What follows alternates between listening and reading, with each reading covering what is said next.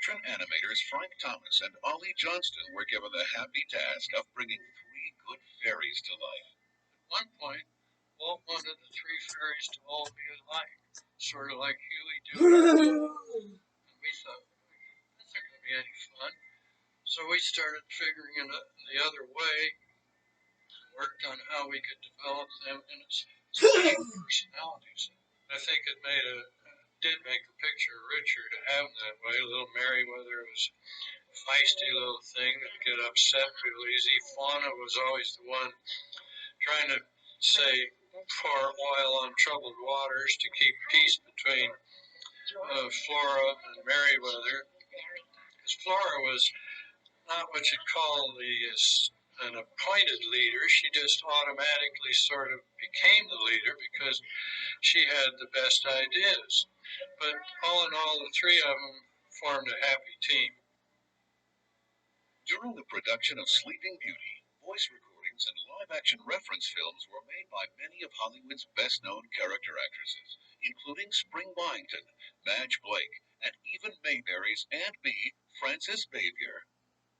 As animation progressed, another gift was being given to the production of Sleeping Beauty. My gift shall be the gift of song. Our inspiration for Sleeping Beauty was this wonderful score written more than 75 years ago by Peter Tchaikovsky for his ballet version of the fairy tale. Bringing much of this music to life was a lovely young singer whose performance as both the singing and speaking voice of Sleeping Beauty was the beginning of her career as a star of the international opera stage. They had searched for a voice for Sleeping Beauty for 3 years, and I feel that probably the reason Walt Disney chose me to sing the part of the Princess Aurora was because I could easily negotiate my voice in the high register.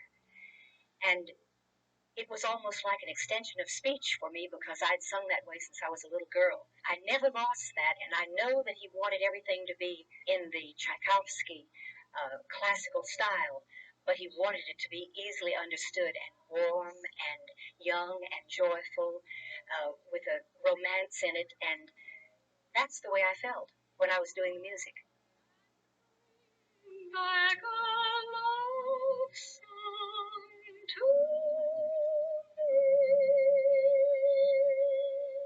Because of its strong reliance on classical music, Sleeping Beauty was recorded in state-of-the-art stereophonic sound.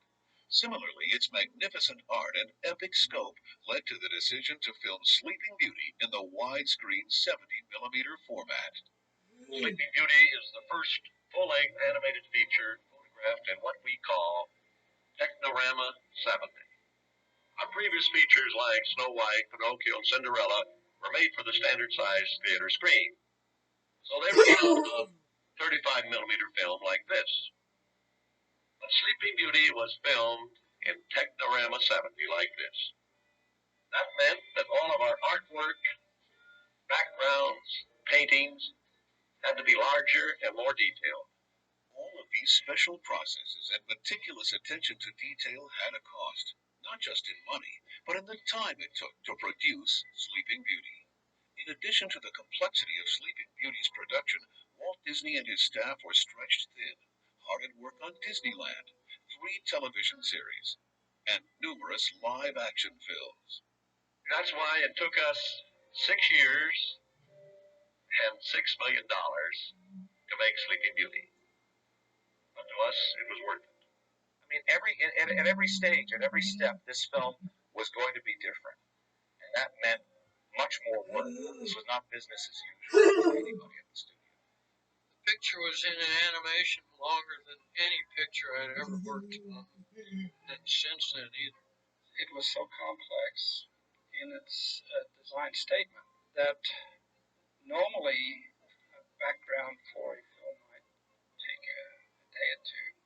I think on an average for Sleeping Beauty, it'd be at least a week, maybe 10 days sometimes. For myself, it was wonderful. I got to paint most of the production backgrounds of the whole picture, where it never could have been that way if it had been rushed. veered in the era of epic movies like Ben-Hur. But as was the case with many other epics, Sleeping Beauty was a gamble. Since it first opened, however, Sleeping Beauty has become one of the most financially successful films released in 1959, second only to Ben-Hur. And Sleeping Beauty has influenced a whole new generation of young people who have become the leaders of today's Walt Disney feature animation. It's something that our current generation of animators have taken greatly to heart in trying to make our current films stylistically and graphically as different from one another as we can. It's a level of craftsmanship to which we can all still aspire. Sleeping Beauty is certainly ranks right there among the top most influential graphic films in the Disney canon. In my family, ever since I was 5 years old, I was known as the guy who wants to work at Disney, so we know who to blame. It's Sleeping Beauty and those brilliant designers, and it's Disney at its best. Little did I know Sleeping Beauty would be the film that would keep me in contact with young people. When I'm talking to young people, tell them to hold on to their dreams, work very hard. I was very lucky and so fortunate. It was a once upon a dream, and I loved every minute.